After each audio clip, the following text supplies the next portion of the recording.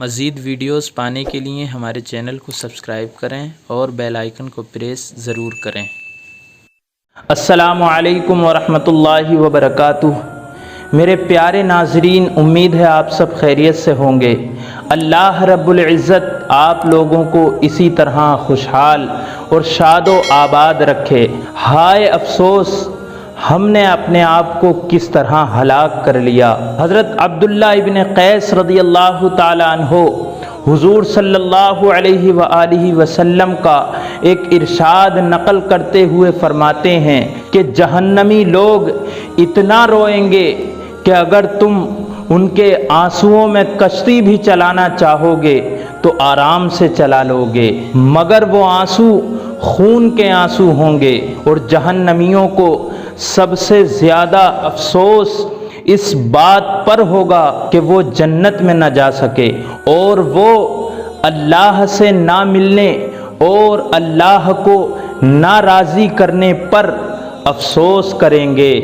حالانکہ یہ سب کچھ انہوں نے بہت ہی سستے داموں میں چھوڑا ہے۔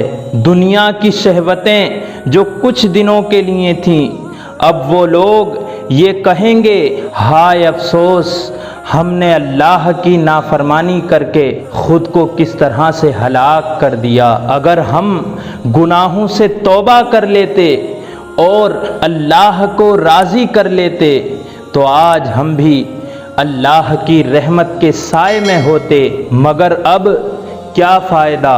اب یہ لوگ عذاب میں مبتلا ہیں اور دنیا کی ساری لذتیں ختم ہو گئیں۔ آگ سے بھاگنا چاہیے، کیونکہ جہنم کا عذاب سہنے کی طاقت نہیں ہے۔